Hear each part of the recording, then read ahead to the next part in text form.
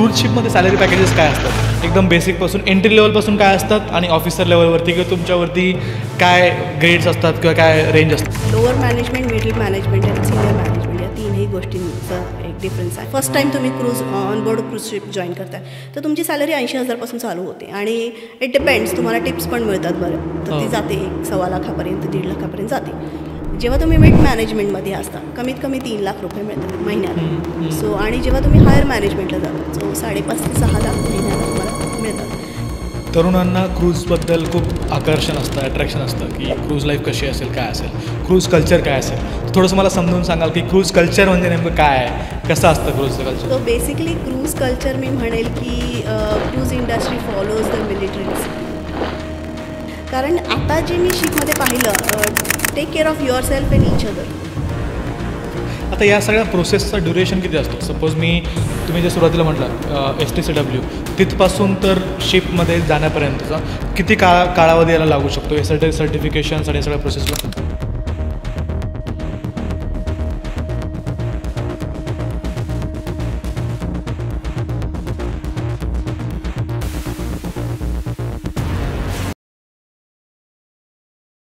नमस्कार मंडळी.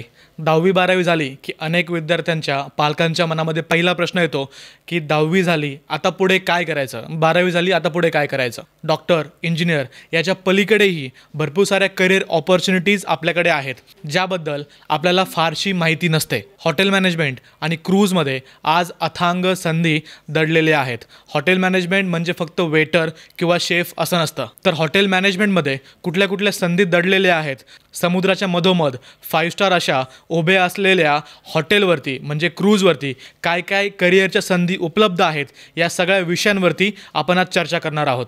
त्यासोबतच क्रूज लाईफ म्हणजे काय, क्रूजवरचं आयुष्य कसं असतं आणि सगळ्यात महत्त्वाचं म्हणजे सॅलरी, किती इन्कम तुम्ही तिथे मिळवू शकता याबद्दल देखील आपण आजच्या या एपिसोडमध्ये चर्चा करणार आहोत. आणि याच विषयावरती आपल्यासोबत बोलण्यासाठी आहेत एक अशा खास व्यक्ती ज्यांनी हॉटेल मॅनेजमेंटमध्ये करिअर तर घडवलेलं आहेच, सोबतच त्या searchmyhostel.com या वेबसाईटच्या फाउंडर देखील आहेत. त्यांच्याकडून आपण क्रूजवरचं थरारक आयुष्य, हॉटेल मॅनेजमेंटमधल्या संधी आणि हॉटेल मॅनेजमेंटनंतर काय काय करिअर ऑप्शन्स आपल्याला उपलब्ध होऊ शकतात या सगळ्या विषयांवरती चर्चा करणार आहोत. सो माझी तुम्हाला विनंती आहे की हा एपिसोड शेवटपर्यंत नक्की पहा. व्हिडिओ आवडल्यास व्हिडिओ लाईक करायला आणि तुमच्या फ्रेंड सर्कलमध्ये, मित्रपरिवारामध्ये फॉरवर्ड करायला विसरू नका. वेळ वाचवण्यासाठी तुम्ही हा व्हिडिओ 1.5x स्पीडमध्ये देखील पाहू शकता. मॅम, स्वागत आहे तुमचं बोल मराठी या यूट्यूब पॉडकास्टवरती. सगळ्यात पहिल्यांदा मला हे सांगा की जर एखाद्याला क्रूजवरती जॉब मिळवायचा असेल किंवा एखाद्याचं स्वप्न असेल की मला जहाजावरती जायचं आहे, तिथं जाऊन जॉब करायचा आहे, तर त्याला काय शिक्षण घ्यावं लागेल, काही कोर्सेस वगैरे आहेत का, किंवा त्याने कशी तयारी करावी जेणेकरून त्याला क्रूजवरती जॉब मिळवता येईल? So first of all thank you so much to Bol Marathi. आज मला इथे येऊन तुम्ही संधी दिली बोलण्यासाठी आणि गायडन्स देण्यासाठी हॉटेल मॅनेजमेंटच्या स्टुडंट्सना आणि ज्यांना कोणाला इंटरेस्ट असेल क्रूज शिपवर जाण्यासाठी. So basically cruise ship exactly cruise ship म्हणजे काय? क्रूज शिप म्हणजे तो एक्झॅक्टली 5 स्टार हॉटेल तसं पाण्यामध्ये ठेव. It's a floating hotel, right? आता क्रूज शिपमध्ये जाण्याच्या संधी कशा उपलब्ध होतात? ठीक आहे, बऱ्याचदा शिप इंटरव्ह्यूमध्ये सांगितलं जातं ॲडव्हर्टिजमेंटमध्ये की 10वी पास चालेल, पण इंटरव्ह्यूमध्ये सिलेक्ट करताना ते लोक अशाच लोकांना सिलेक्ट करतात जिथे तुम्हाला एक्सपिरियन्स आहे 5 स्टार हॉटेल्समध्ये. आता हा जो क्रूज शिपमध्ये काम करण्याचा जो क्रेज आहे हा हॉटेल मॅनेजमेंटच्या स्टुडंट्समध्ये भरपूर आहे आणि त्यांना इमिजिएटली पासआउट झाल्या शिपमध्ये जायचं असतं. पण मी एक सांगेन सगळ्यांना की 99% cruise industry they do not hire freshers. तिथे कोणीही फ्रेशर्सला हायर करत नाही. तुम्हाला कमीत कमी 2 वर्षाचा अनुभव हा असला पाहिजे, तेही 5 स्टार हॉटेलमध्ये. ठीक आहे. आणि त्याचबरोबर मी असं म्हणेल की तुम्ही पहिले 2 वर्ष जेव्हा तुम्ही डिग्रीमधून पासआउट होता, पहिले 2 वर्ष तुम्ही एका छान 5 स्टार हॉटेलमध्ये जॉब करा. आता जेव्हा क्रूज शिपमध्ये आपल्याला इंटरव्ह्यू द्यायचा असतो, it's not a easy process, right? इथे तुम्हाला प्री इंटरव्ह्यू आणि पोस्ट इंटरव्ह्यू तयारी करावी लागते. ही एक मोठी 6 महिन्याची प्रोसेस असते. तर मी ॲडवाईस करते नेहमी मुलांना की 2 वर्ष जेव्हा तुम्ही एखाद्या हॉटेलमध्ये जॉब करताय तर शेवटच्या काही महिन्यांमध्ये तुम्ही ही प्रोसेस सुरू करा. म्हणजे डझंट मॅटर की तुम्हाला शिपचा जॉब ऑफर आला आहे की नाही आला आहे. तर ती ऑफर मिळवण्यासाठी जी प्री प्लॅनिंग जी आपण करतो, पहिली गोष्ट तर तुमच्याकडे STCW कोर्स हा झालेला पाहिजे. तो कोर्स काय आहे? थोडं सांगाल? STCW हा एक बेसिक सेफ्टी कोर्स आहे, ज्याच्यामध्ये like standard of training certification and watchmanship, right.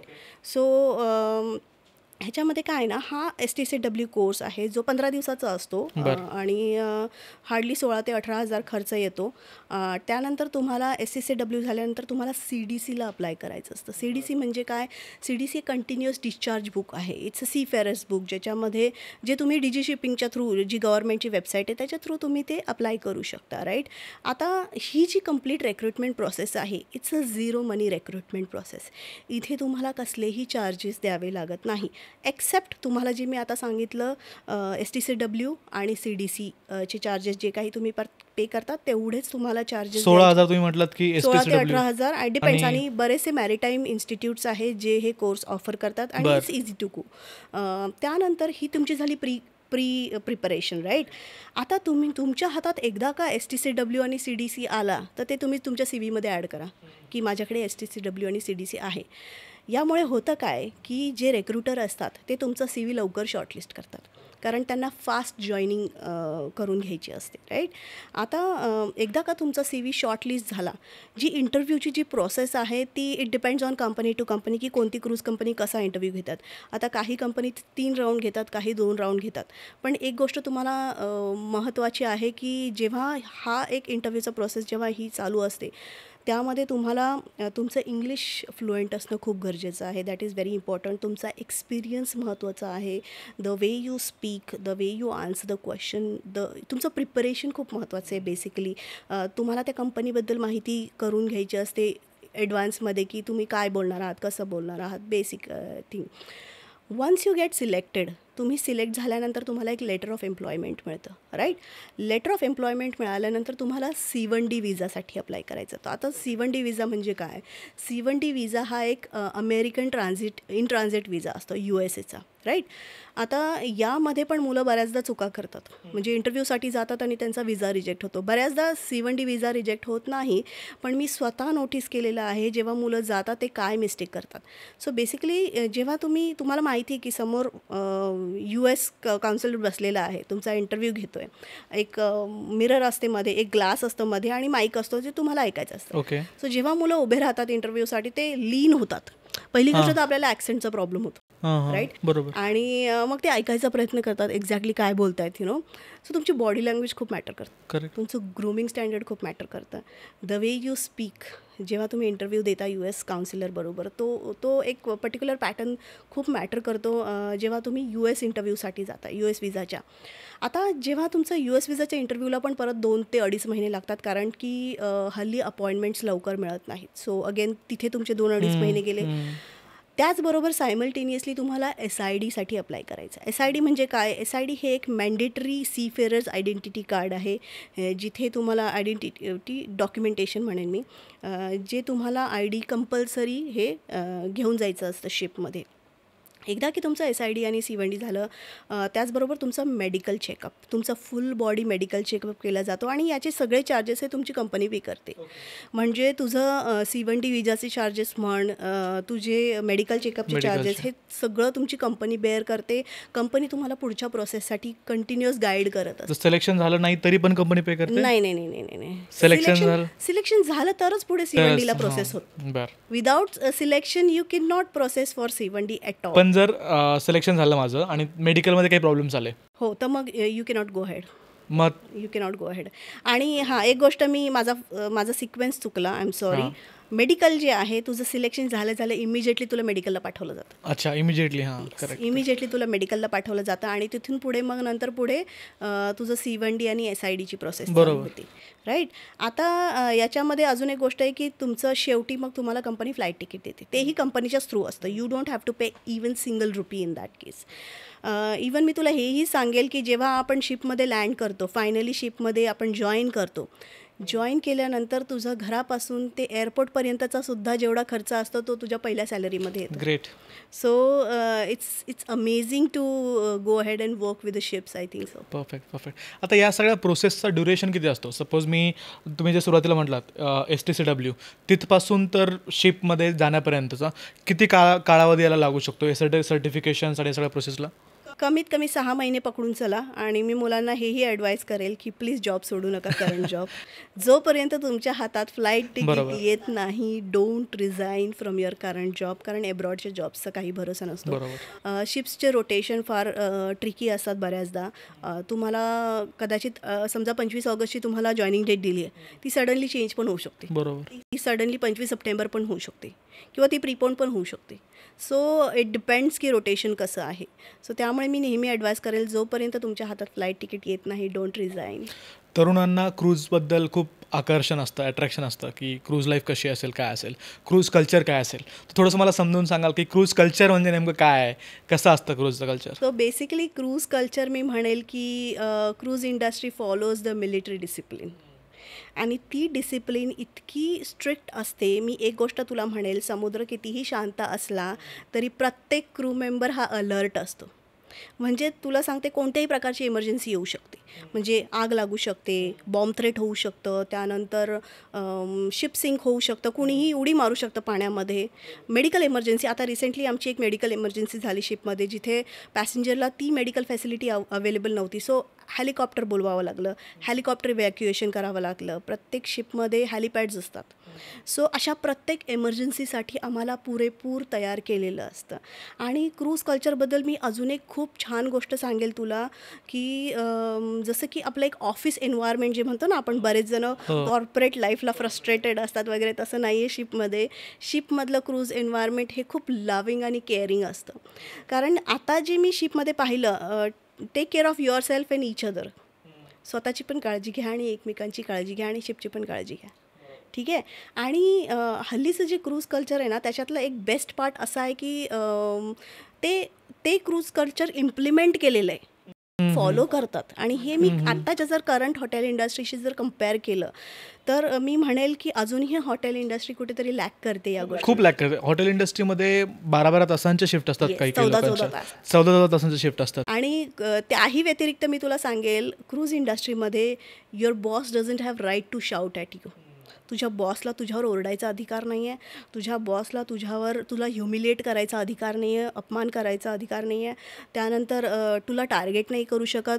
समजा एखादा टीम मेंबर आहे की जो अंडर परफॉर्मर आहे किंवा ज्याला खरंच गरज आहे, तर त्या व्यक्तीला एका वेगळ्या पद्धतीने ट्रीट केलं जातं की तुला गरज आहे का मदतीची, तुझ्या घरी सगळं ठीक आहे का. आपण जसं म्हणतोय, there is an empathetic work environment. Correct. त्यामुळे ते वर्क कल्चर जे आहे ना, ते इतकं सुंदर आहे. आणि मी आजही म्हणेल की हॉटेल इंडस्ट्रीमध्ये असं कल्चर आहे, फक्त नावापुरतं, पण ते इम्प्लिमेंटेड नाही आहे किंवा कोणी फॉलो करत नाही किंवा कोणी सिरियसली घेत नाही आहे आजकालच्या हॉटेल इंडस्ट्रीमध्ये. स्पेशली मी इंडियामध्ये म्हणेल. त्यातही जर इंडियन हॉटेल्स असतील तर त्याच्यामध्ये अजूनही खराब आहे. जर हॉटेलचे ओनर्स किंवा जो बेस जो असेल तो इंडियामधला असेल तर खूपच खराब आहे. आणि ज्या US बेस्ड हॉटेल्स चेन आहे त्याच्यामध्ये थोडंसं बेटर इंडियामध्ये आहे असं वाटतं. आणि वर्किंग कल्चरमध्ये तुला मी अजून एक गोष्ट सांगेल की आम्ही डायव्हर्सिफाईड वर्क एन्व्हायरमेंटमध्ये काम करतो. जिथे तुझ्यासोबत इंडियन पण आहे, इंडोनेशियन पण आहे, फिलिपिन्स पण आहे, साऊथ आफ्रिकन पण आहे, आणि त्याचबरोबर तुझ्यासोबत ब्रिटिशर्स पण आहे, युरोपियन्स पण आहेत. असे वेगळे कल्चरल इफेक्ट्स येतात त्याच्यामध्ये. आणि जेव्हा आता माझा रिसेंटली एक एक्झाम्पल देईल तुला मी. माझी रूममेट, मला कळलं की माझी रूममेट साऊथ आफ्रिकन असणार आहे. मला आधी टेन्शन आलं, south African roommate. But believe me, she became my best friend. त्यामुळे तुमचं कल्चर कोणताही असू, तुमचं नॅशनॅलिटी कोणतंही असू, it depends on that individual, how that individual treats you. म्हणजे तो पर्टिक्युलर माणूस कसा आहे तुमच्याबरोबर, ते महत्त्वाचं आहे. की तो आफ्रिकन आहे की इंडियन आहे, it doesn't matter at all. Correct. असं आहे. करेक्ट. आता मला एक सांगा, तुम्ही म्हटलात की वेगवेगळ्या कंट्रीजमधले लोक असतात जे सोबत काम करतात. एक महिला म्हणून काम करताना काही प्रॉब्लेम्स किंवा काही चॅलेंजेस तुम्हाला फेस करावे लागले तिथे? अजिबात नाही. कारण मी तुला जसं सांगितलं की डायव्हर्सिफाईड कल्चरमध्ये आम्ही असतो आणि वुमेन एम्पॉवरमेंट खूप आहे. आता सध्या जर तू बघशील की बऱ्याचशा महिला ऑफिसर्स आहेत, इंजिनियर्स आहेत शिपवरती, त्यानंतर मॅनेजरियल पोझिशनमध्ये आहेत, शेफ्स आहेत. So we are strong. आणि yes, we are there everywhere in the world. Great. क्रूजवरती आपण नॉर्मली जेव्हा बाहेर असतो त्यावेळेस Friday, Saturday night, movies, fun, जी मजा वगैरे असते ती खूप इझिली आपण करू शकतो. बट क्रूजवरती तुमचं मनोरंजनाची साधनं काय असतात, मूव्हीज वगैरे, किंवा कशाप्रकारे तुम्ही तुमची करमणूक करता तिथे? करमणुकीचं म्हणशील तर क्रूज कंपनीने तुम्हाला इतकं छान पद्धतीने एंगेज केलेलं असतं ना, जसं आपण लहान मुलांना एंगेज करतो ना, तसं ड्युटीवर नंतर तुम्हाला छान छान गेम्स असतात, क्रू बार असतो स्पेशली टीमसाठी, त्यानंतर क्रू पार्टीज असतात, क्रू वेलफेअर या गोष्टीची सगळी काळजी घेते की तुम्हाला काय, क्रू जिम्स असतात. सो क्रूसाठी प्रत्येक गोष्ट अवेलेबल असते on board. Everything is available. म्हणजे तुला कसल्याही गोष्टीची कमी नाही जाणवणार तिथे. ती प्रत्येक गोष्ट त्यांनी तिथे अवेलेबल करून ठेवली असते. Whether it comes to entertainment or facility, या दोन्ही गोष्टी खूप पद्धतशीर ऑर्गनाइज्ड आहेत शिपमध्ये. बरं, ठीक आहे. तुम्ही म्हटलात की cruise culture is like a army culture. So तिथं शिस्त कशी असते, किंवा काय नियम आहेत, कडक नियम काय आहेत, किंवा कोणत्या गोष्टींची काळजी तुम्हाला नेहमी घ्यावी लागते? कडक नियमांबद्दल बोलशील तर मी तुला एक गोष्ट कम्पेअर करेल लँड जॉबशी. आता तू लँड जॉबमध्ये जॉब करशील तर तुला वीकली ऑफ्स असतात, सॅटर्डे संडे. इथे आम्हाला वीकली ऑफ नसतो. ओके, इथे आम्ही 6 महिने स्ट्रेट काम करतो. 6 महिने तुला तुझा अलार्म बंद करायचा नाही. ठीक आहे. आम्ही ब्रेक शिफ्टमध्ये काम करतो, मॉर्निंग किंवा इव्हनिंग. आणि ब्रेक किती तासांची शिफ्ट असते?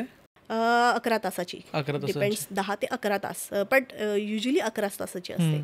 आणि जेव्हा एम्बार्केशन डे असतो, म्हणजे जेव्हा टर्न अराउंड डे ज्याला म्हणतो, तो असतो आमचा 13 ते 14 तासाचा नॉनस्टॉप. म्हणजे मला विचारशील तर मी पर डे 22,000 ते 23,000 स्टेप्स पर डे चालते. बरं. Because I belong to rooms division department, right. So जसं मी तुला सांगितलं की 6 महिने आम्ही नॉनस्टॉप काम करतो. त्यातही मी म्हणेल तुला, जसं मी ऑफिसर लेवलला आहे तर मी फक्त 4च महिन्याचं कॉन्ट्रॅक्ट आहे माझं. बरं. जे माझ्या अंडर ग्राउंड स्टाफ आहे त्यांचं 6 महिन्याचं, काहींचं 8 महिन्याचं. So it depends on company to company ते किती महिन्याचं कॉन्ट्रॅक्ट तुला ऑफर करतात, राईट. डिसिप्लिनचं म्हणशील तर you are not allowed to come late on duty. You get discipline. 3rd warning, direct warning मिळते तुम्हाला. त्यानंतर तुला म्हणशील की तुझं grooming standard, it has to be tiptop. 3rd thing which is very challenging for us is like, तुम्ही कितीही थकलेले असा, you have to adjust. I mean there has to be a smile on your face. तुम्ही तुमचा थकवा दाखवू शकत नाही गेस्टला. You have to always look fresh आणि नेहमी स्माइली फेस असला पाहिजे तुमचा. सो डिसिप्लिनच्या बाबतीमध्ये अजून एक मी म्हणेल की safety is an integral part when you working on board cruise ship. Safety ही खूप महत्त्वाची आहे शिपमध्ये. म्हणजे साधं मी तुला म्हणेल, दरवाजा फायर स्क्रीन डोअर ओपन आहे, त्याच्यामध्ये कोणीतरी बकेट आणून ठेवली किंवा व्हॅक्यूम क्लिनर आणून ठेवला आहे, इट्स नॉट अलाउड. तुम्ही कोणताही मार्ग ब्लॉक करू शकत नाही. कधीही कोणत्याही प्रकारची एमर्जन्सी येऊ शकते. सो प्रत्येक क्रूच्या इतकं अंगवळणी असतं ना त्या गोष्टी. सेफ्टी ही प्रत्येकाच्या अंगात भिनलेली असते असं म्हटलं तरी चालेल. ती त्या पद्धतीने ट्रेन केलेलं असतं. आणि प्रत्येक क्रू हा शिस्तीतच वागतो. म्हणजे अगदी अल्कोहोलची सुद्धा पॉलिसी आहे. म्हणजे तू जर उद्या लेट आला ड्युटीवरती, तुझी अल्कोहोल टेस्ट केली जाते. बरं. जर तू त्या अल्कोहोल टेस्टमध्ये फेल झाला तर मग back pack and go home. You are done with your job. असं आहे. लगेच हो. कोणत्याही प्रकारची सेक्शुअल हॅरॅसमेंट एक्सेप्ट केली जात नाही. सो बरेचसे असे रूल्स आणि रेग्युलेशन्स इतके स्ट्रिक्ट आहेत की ते फॉलोच केले पाहिजेत तुम्ही. म्हणजे जसं तुम्ही आता मेसमध्ये एंटर करताय, you have to wash your hands. You can not enter without washing your hands, right. So असे बरेचसे नियम आहेत. म्हणजे इवन मी तुला सांगेन, तू डर्टी आणि क्लीन नाही मिक्स करू शकत. कारण आम्ही US मध्ये गेल्यानंतर आमचे US ऑडिट होतात, UK मध्ये गेल्यावर आमचे UK ऑडिट होतात, शिप ऑडिट, जिथे ऑडिटर्स येतात शिपमध्ये रँडमली कधीही. You have to be ready at all the time. त्यामुळे आम्ही वाट नाही बघत की ऑडिटर येईल ऑनबोर्ड आणि मग आम्हाला इन्स्पेक्ट करेल. नो, त्या आमच्या डेली रुटीनमध्ये, डेली इन्स्पेक्शन शेड्यूलमध्येच ते आम्ही स्ट्रिक्टली फॉलो करतो की इन्स्पेक्टर कधी येऊ दे, we are ready. Okay, great. आता याच्या मागचं अजून एक मला इंटरेस्टिंग क्वेश्चन तुम्हाला विचारायचं आहे की कोणताही फ्रेशर असू द्या किंवा एक्सपिरियन्स पर्सन असू द्या, जॉबमध्ये येतो तो सॅलरी पाहून येतो, राईट. क्रूजशिपमध्ये सॅलरी पॅकेजेस काय असतात? एकदम बेसिकपासून, एंट्री लेवलपासून काय असतात, आणि ऑफिसर लेवलवरती किंवा तुमच्यावरती काय ग्रेड्स असतात किंवा काय रेंज असते? आता मी तुला lower management, middle management and senior management या तीनही गोष्टींचं एक डिफरन्स सांगेल. जेव्हा तुम्ही फ्रेशर असता बेसिकली, फ्रेशर म्हणजे काय, तुम्ही 2 वर्ष, 2 वर्ष. फ्रेशर म्हणजे शिप लाईफसाठी फ्रेशर, फर्स्ट टाईम तुम्ही cruise on board cruise ship join करताय, तर तुमची सॅलरी 80,000 पासून चालू होते आणि इट डिपेंड्स, तुम्हाला टिप्स पण मिळतात बरं, तर ती जाते 1.25 लाखापर्यंत, 1.5 लाखापर्यंत जाते. जेव्हा तुम्ही मिड मॅनेजमेंटमध्ये असता, कमीत कमी 3 लाख रुपये मिळतात महिन्याला. सो आणि जेव्हा तुम्ही हायर मॅनेजमेंटला जाता, सो 5.5 ते 6 लाख महिन्याला तुम्हाला मिळतात. सो बेसिकली मी म्हणेल कोणाला नाही आवडणार बेंजामिन फ्रँकलिन अकाउंटवर आलेला. सो खूप छान आहे, म्हणजे when it comes to salary it's really motivating, आणि सॅलरी एक मोठं मोटिवेशन आहे जे तुम्हाला कीप ऑन गोईंग ठेवतं शिपमध्ये काम करण्यासाठी, आणि they really give a good package. That's great. आता सॅलरी तर येते चांगली, परंतु जेवणाचं काय? खूप वेळेस असं होतं ना की महाराष्ट्रीयन असतो किंवा भारतीय कुठलाही असू द्या, त्याला एक महाराष्ट्रीयन किंवा भारतीय जेवणाची सवय असते. आता क्रूजवरती 6 महिने समुद्रामध्ये पाण्यामध्ये तुम्ही आहात, तिथे लिमिटेशन्स देखील असतील जेवणाच्या पदार्थाबद्दल. सगळ्या गोष्टी आपण तिथे बनवू शकत नाही किंवा नेऊ शकत नसाल, आय डोंट नो, ते मला थोडंसं सांगा. आणि जेवणाचं कसं मॅनेज करता मग तुम्ही? सो बेसिकली जेवणाचं म्हणशील तर फक्त युरोपियन जेवण असतं, आणि इंडियन जेवण म्हणशील तर फक्त वरण भात असतं, आणि त्यात पण काळी डाळ असते. अच्छा. काळी डाळ आणि भात. सो बेसिकली वी क्रेव फॉर इंडियन फूड, आणि आम्ही प्रत्येक देशात जिथे जिथे थांबू तिथे तिथे आम्ही इंडियन रेस्टॉरंट शोधायचा प्रयत्न करतो आणि तिथे जातो. सो बेसिकली इंडियन फूड नाही आहे, आणि जी रूम आम्हाला अवेलेबल केलेली असते ती फक्त आणि फक्त स्लीपिंग आणि रेस्टिंग पर्पज असते. तिथे कोणत्याही प्रकारची cooking, smoking, nothing is allowed. It's strictly prohibited in your cabin.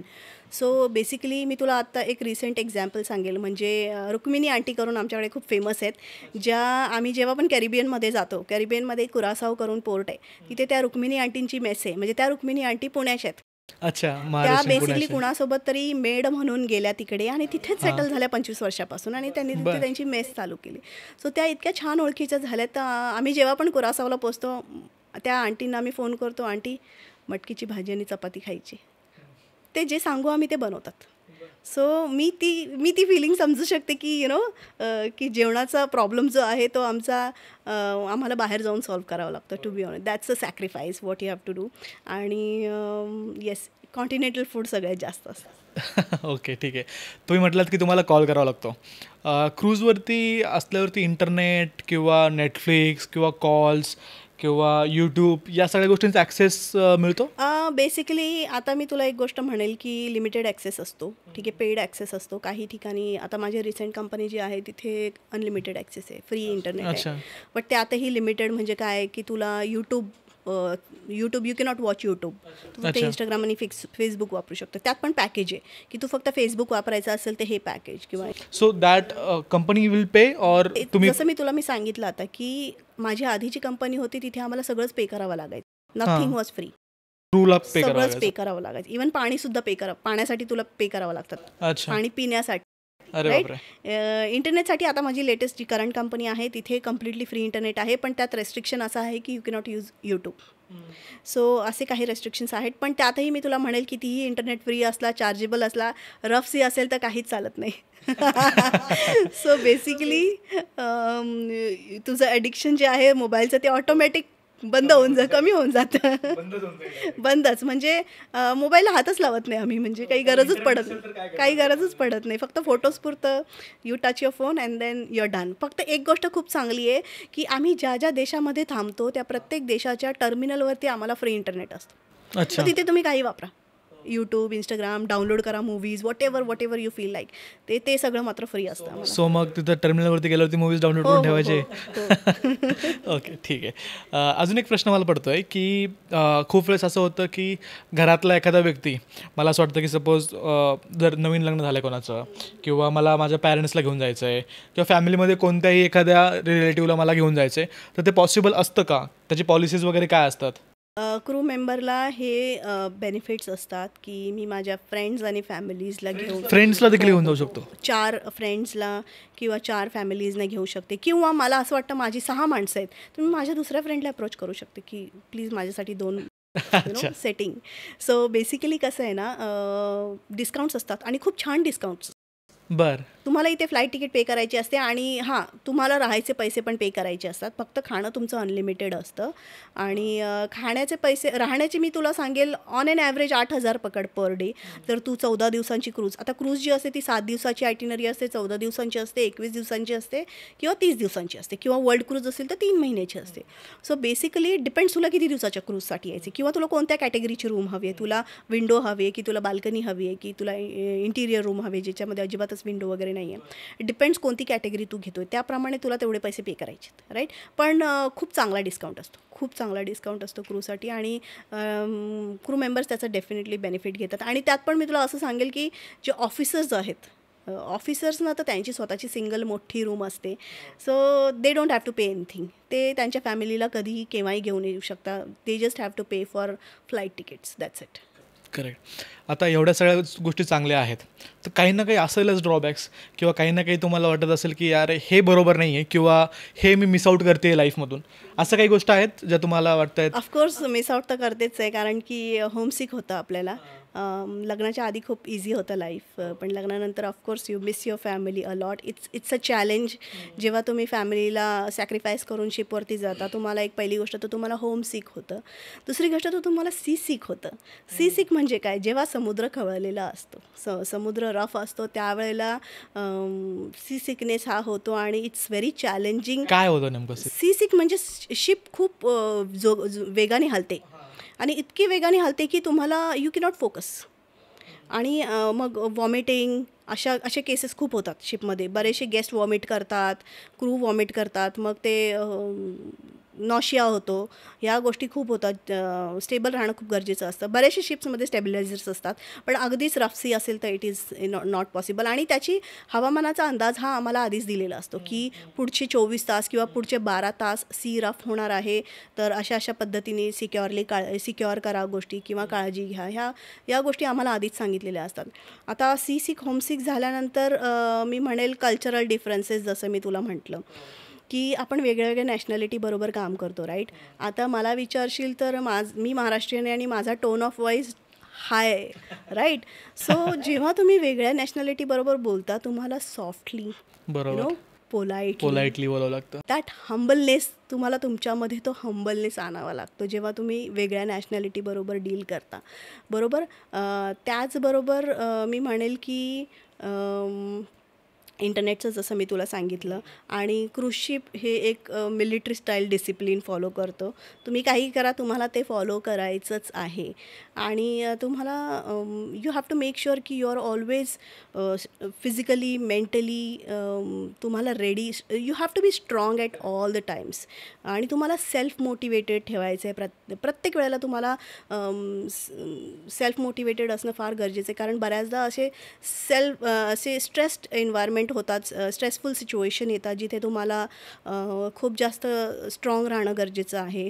त्यानंतर वर्किंग आवर्सबद्दल जसं मी म्हटलं तुला, टर्न अराउंड डे. आता जसं आपण म्हणतो ना, चेक इन आणि चेकआउट असतात हॉटेल्समध्ये, तसं शिपमध्ये एम्बार्केशन आणि डिसएम्बार्केशन असतात. म्हणजे त्या दिवशी 2,000 पॅसेंजर जातात आणि 2,000 नवीन येतात. त्या दिवशी आम्ही 14-14, 15-15 तास काम करतो. So it's a very stressful आणि physically hectic day for us, की त्या दिवशी तुम्हाला लाँग वर्किंग आवर्स. आणि जसं मी सांगितलं तुला, 6 महिने तुझा अलार्म बंद करायचा नाही. सो आणि त्याचबरोबर मी एक म्हणेल की of course you are life at sea is a risk, but yes you enjoy the nature at the same time, मी हे म्हणेल. आणि अजून एक गोष्ट ॲड करायची झाली तर life at sea is of course a risk. आणि मेनली तुम्ही पैशाशी ॲडिक्टेड होऊन जाता. You get addicted to money, कारण जी अमाऊंट तुम्ही शिपवर कमावता ती ऑफकोर्स तुम्ही इंडियामध्ये नाही कमवत. सो अल्टिमेटली 2 महिन्याच्या वेकेशननंतर तुम्हाला वेध लागतात परत जाण्याचे. सो ते एक आहे. बट ओव्हरऑल मी एक गोष्ट म्हणेल की it's a pride. It's a pride when you are working on board cruise ship. आणि खरंच खूप छान आहे जेव्हा तुम्ही शिप लाईफ चूज करता. ग्रेट. मॅम, तुमचं सगळं एकदम व्यवस्थित चालू आहे, स्थिर, एकदम स्टेबल असं तुमचं करिअर ट्रॅजेक्टरी राहिलेली आहे. प्रोफेशनली तुम्ही सक्सेसफुल आहात आणि आता तुम्ही searchmyhostel.com या नावाची वेबसाईट तुम्ही स्टार्ट केलेली आहे. तर याच्या मागची प्रेरणा नेमकी काय होती आणि तुम्हाला का असं वाटलं की याची गरज आहे आणि हे का करावं? सो बेसिकली searchmyhostel.com ही कॉन्सेप्ट माझ्या डोक्यात आली 2022 साली, जेव्हा मी टीचिंगमध्ये होते. बरं. सो बेसिकली 5 वर्ष मी प्रोफेसर होते, एका हॉटेल मॅनेजमेंट इन्स्टिट्यूटमध्ये शिकवत होते. आणि बऱ्याचदा जेव्हा मी ॲडमिशनसाठी काउन्सिलिंग करायची, तेव्हा बऱ्याचदा स्टुडंट्स पुण्यामध्ये आउट ऑफ पुणेची मुलं जास्त येतात शिकायला, राईट. जेव्हा पण मला स्टुडंट्सचे पॅरेंट्स विचारायचे की आमची मुलं राहणार कुठे, काय, कसं आहे. आता मी मुळात मुंबईची असल्यामुळे मला इथलं जास्त पुण्यातलं काही माहीत नव्हतं. सो थर्ड इयरच्या स्टुडंट्सला विचार, इकडे विचार, तिकडे विचार, गुगल सर्च केलं तरी आम्हाला हवे तसे रिझल्ट्स मिळायचे नाही.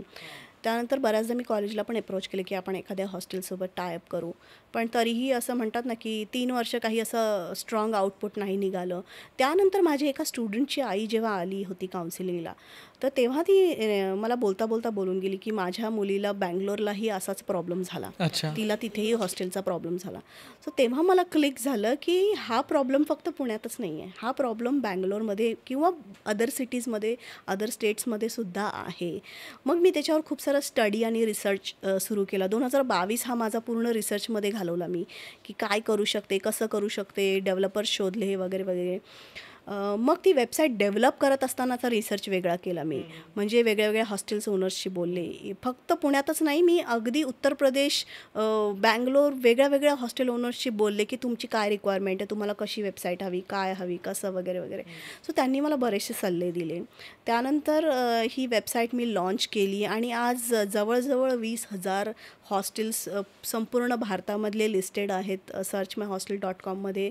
सो अजूनही आम्ही बरेचसे लिस्टिंगसाठी आमचे कॅम्पेन्स सुरू आहेत की हॉस्टेल ओनर्स किंवा, आणि जसं मी म्हणेन की searchmyhostel.com हा एक निश मार्केट आहे. म्हणजे ही वेबसाईट फक्त आणि फक्त hostels, paying guest, guest houses आणि टिफिन सर्व्हिसेससाठी बनलेली आहे.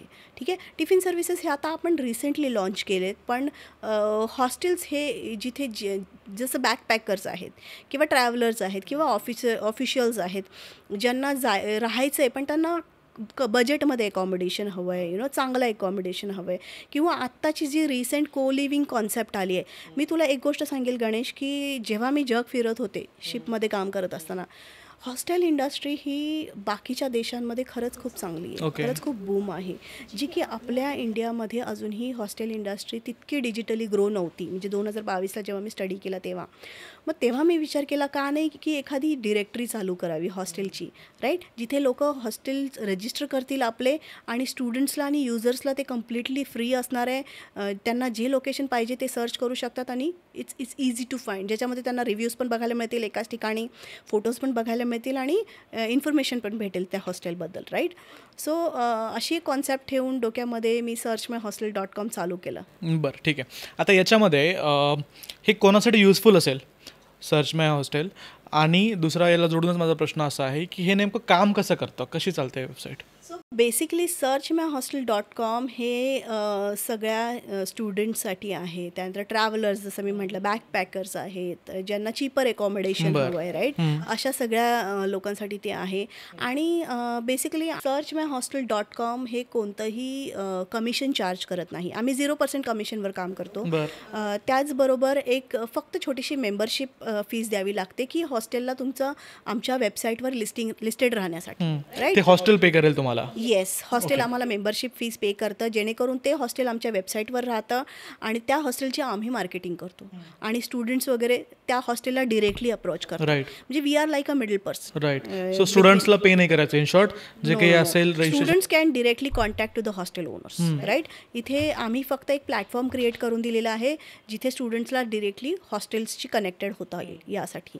आणि त्याचबरोबर जसं मी आता म्हटलं की आता आम्ही रिसेंटली टिफिन सर्व्हिसेस सुरू केलेली आहे.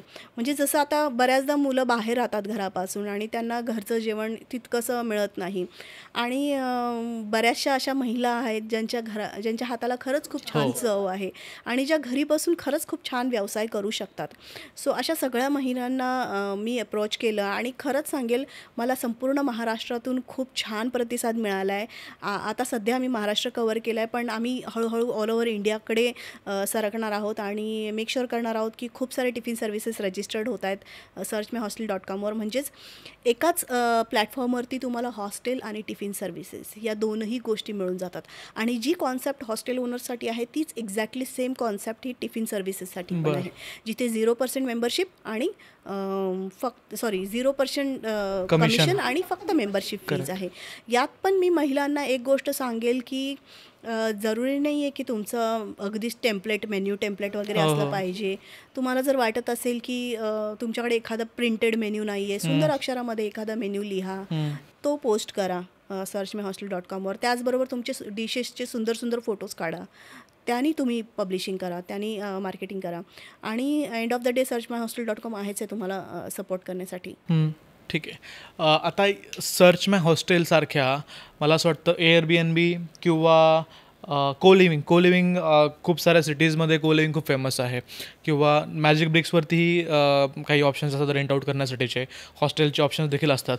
तर सर्च माय हॉस्टेल या बाकीच्या वेबसाईट्सपेक्षा वेगळं कसं आहे?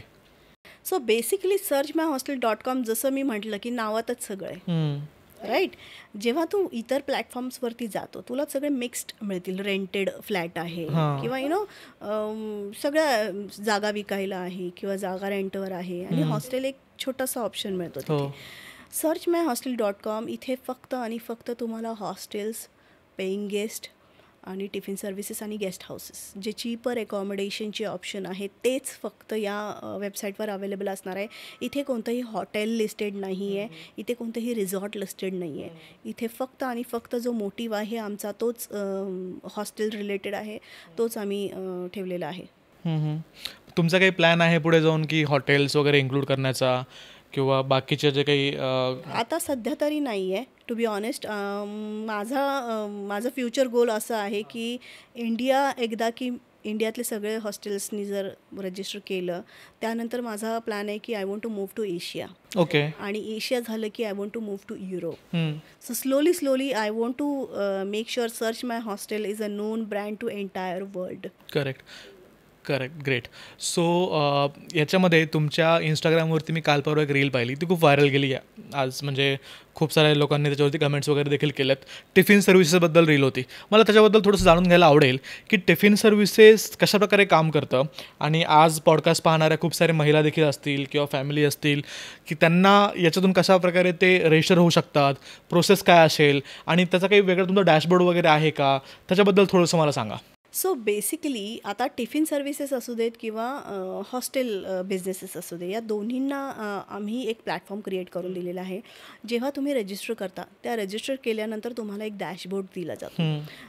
तुमचं login I D password create होतं पहिल्यांदा. डॅशबोर्डमध्ये तुम्हाला तुमचे डिटेल्स भरायचे, तुमचं लोकेशन, फॅसिलिटीज, अमेनिटीज, तुमचा मेन्यू जो काय असेल तो तुम्हाला टाकायचा आहे. त्यानंतर तुम्हाला तुमचं जे काही तुमचे ऑफर्स असतील तुम्ही ऑफर्ससुद्धा टाकू शकता. आज मला 5% ऑफर टाकायची, किंवा आज माझा रेट 5,000 आहे, उद्या मला त्याचं 7,000 करायचं आहे, तुम्ही रेट्ससुद्धा चेंज करू शकता. त्याच्यामध्ये तुमचं काहीच कमिशन नसेल, जो काही रेट असेल तो डायरेक्टली टिफिन सर्व्हिसेसवाल्याला.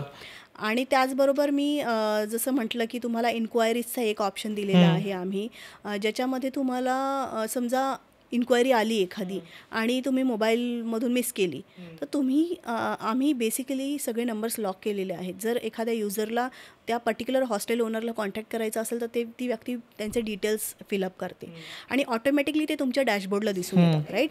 सो डॅशबोर्डवरती बेसिकली तुम्हाला त्या व्यक्तीचं नाव, नंबर, लोकेशन आणि रिक्वायरमेंट या 4 गोष्टी तुम्हाला त्या इन्क्वायरी कॉलममध्ये दिसू शकतात, आणि जिथे जाऊन तुम्ही फॉलोअप करू शकता की अरे अशा व्यक्तीने मला इन्क्वायरी करायचा कॉन्टॅक्ट केला पण माझ्याकडून मिस आउट झाला तो कॉल. सो तुम्ही फॉलोअप करू शकता. ते एक गोष्ट आम्ही उपलब्ध करून दिलेली आहे.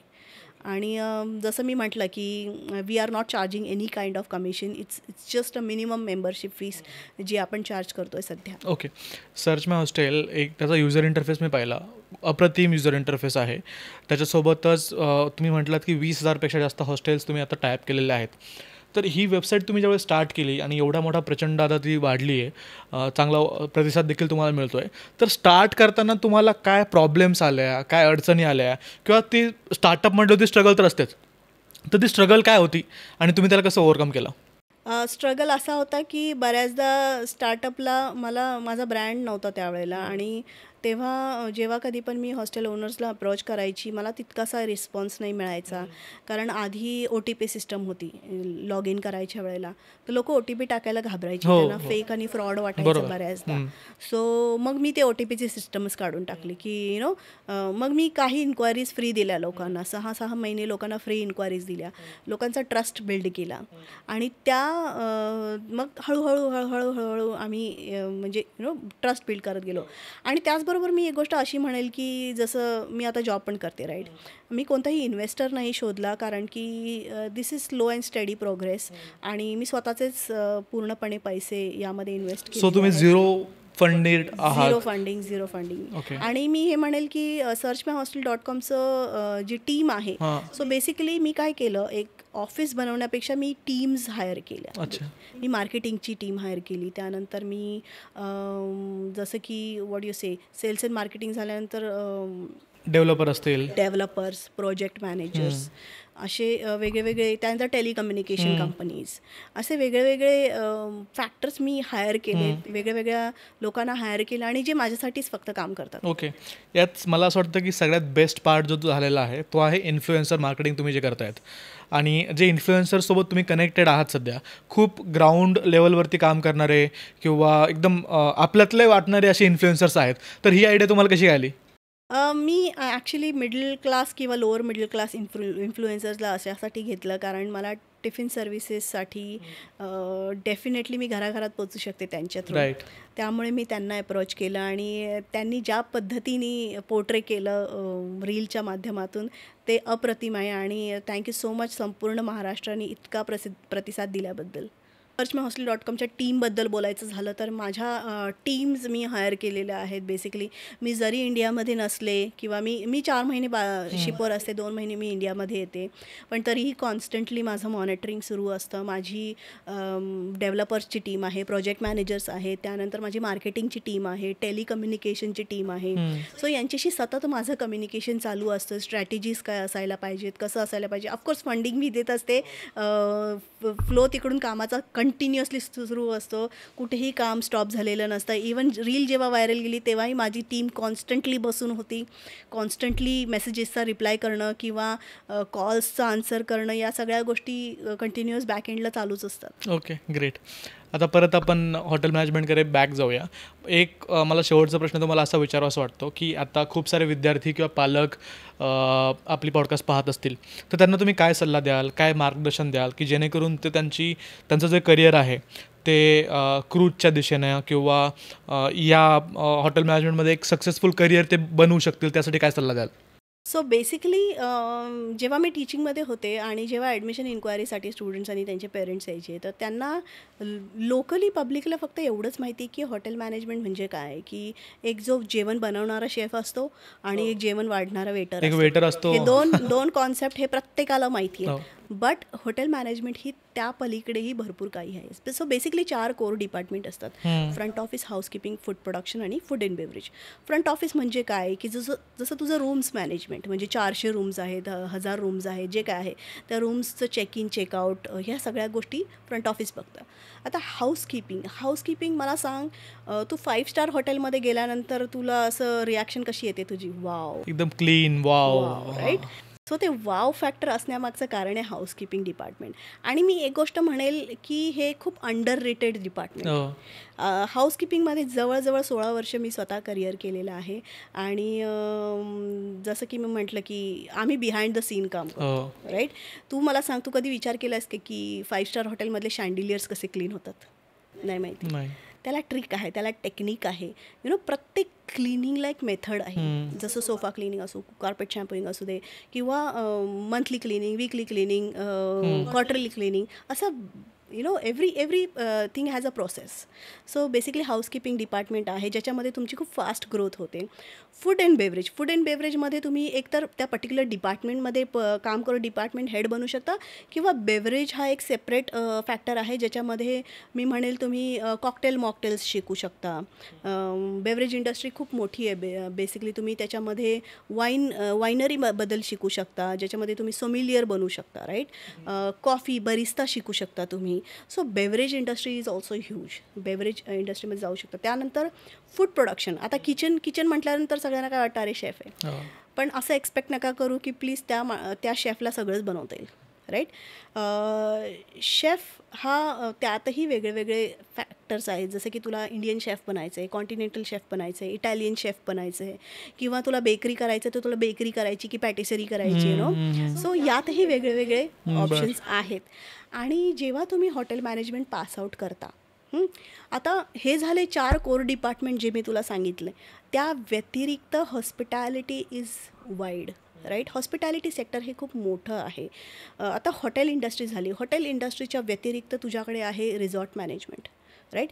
त्यानंतर आहे कसिनो मॅनेजमेंट. कसिनो आपल्या इंडियामध्ये एवढं फेमस नाही, बट अब्रॉडमध्ये if you go, casino is everywhere. Then there is a cruise ship management, ज्याच्याबद्दल आपण आता बोलू.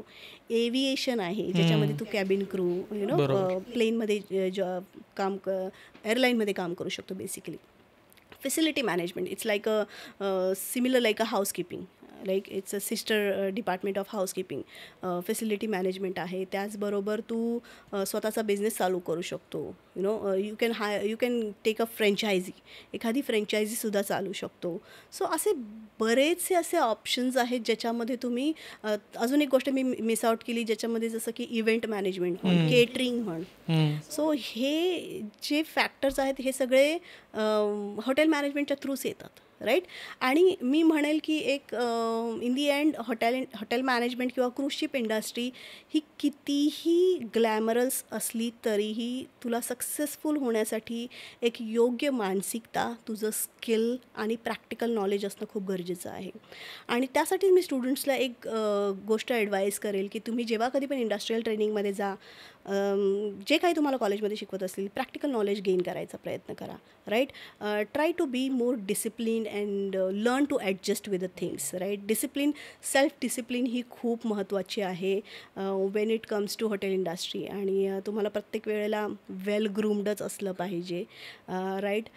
त्याचबरोबर मी एक गोष्ट म्हणेन की इंग्लिश बोलणं, लिहिणं आणि समजणं, या गोष्टी खूप महत्त्वाच्या आहेत, ज्या तुम्हाला स्वतःमध्ये इम्प्लिमेंट करणं गरजेचं आहे. तुला मी सांगेल, जेव्हा मी हॉटेल मॅनेजमेंटमध्ये शिकवत होते, आपल्याकडे बरेचसे व्हर्नॅक्युलर मीडियमचे स्टुडंट्स आहेत जे स्ट्रगल करतात इंग्लिश बोलण्यासाठी. मी स्वतः मराठी मीडियममध्ये शिकले. So but nobody would say की अरे ही मुलगी मराठी मीडियम. फक्त एवढाच बेनिफिट झाला माझा की मी लंडनमध्ये राहिले. लंडनमध्ये राहिल्यानंतर म्हणजे मी शिपमध्ये जॉब करायच्या आधी मी लँडवर होते. मी लंडनमध्ये जॉब करायची हिल्टन हॉटेलमध्ये. तिथे इंग्लिशशिवाय दुसरा पर्यायच नाही. आणि to be honest, when you are working on a cruise ship, English is the ship's language. तिथे तुम्हाला पनिशमेंट दिली जाते किंवा वॉर्निंग दिली जाते जर तुला वेगळ्या भाषेत बोलताना पकडलं तर. So you are not allowed to speak in any other language. So तो एक इम्पॉर्टंट फॅक्टर आहे when you really want to grow in as a hotelier in this industry. Great ma'am, तुम्ही खूप छान आणि खूप मौल्यवान अशी माहिती आज दिलेली आहे सगळ्या प्रेक्षकांना. आणि मला असं वाटतं की ही पॉडकास्ट पाहिल्याच्या नंतर सगळ्यांच्या मनामध्ये, जे काही पालक असतील किंवा जे काही विद्यार्थी असतील, त्यांच्या मनामध्ये हॉटेल इंडस्ट्रीला घेऊन, क्रूज इंडस्ट्रीला घेऊन किंवा जे काही वेगवेगळे डिपार्टमेंट्स आहेत, या डिपार्टमेंट्सबद्दल खूप सारी माहिती त्यांना मिळालेली असेल. आणि मी तुम्हाला तुमच्या सर्च माय हॉस्टेलसाठी खूप खूप शुभेच्छा देतो. महाराष्ट्रानं तुम्हाला खूप चांगला प्रतिसाद दिलेला आहेच आहे. आणि अशी आशा करतो की इथून पुढे तुम्हाला अजून जास्त प्रतिसाद महाराष्ट्रातून मिळतील. तुम्ही असंच चांगलं काम करत राहा. आणि महाराष्ट्रातील ज्या गृहिणी आहेत, ज्यांना तुम्ही टिफिन सर्व्हिसेसद्वारे हेल्प करतायत किंवा बाकीच्या ज्या काही सर्व्हिसेस आहेत त्याद्वारे मदत करतायत, तर तुम्हाला असंच प्रेम महाराष्ट्रात मिळत राहो. थँक्यू सो मच तुम्ही बोल मराठीला टाईम दिल्याबद्दल. आणि thank you so much to Bol Marathi also. आज मला इथे बोलवून बरीचशी इन्फॉर्मेशन जी खूप वर्षांपासून जी मला स्टुडंट्सला द्यायची होती, आणि आज मी इथे मुद्दाम युनिफॉर्ममध्ये आले का, तर मला त्या प्रत्येक मुलीला मोटिवेट करायचे की go ahead, yes you can. Great great, तू करू शकतेस. नक्कीच. थँक्यू.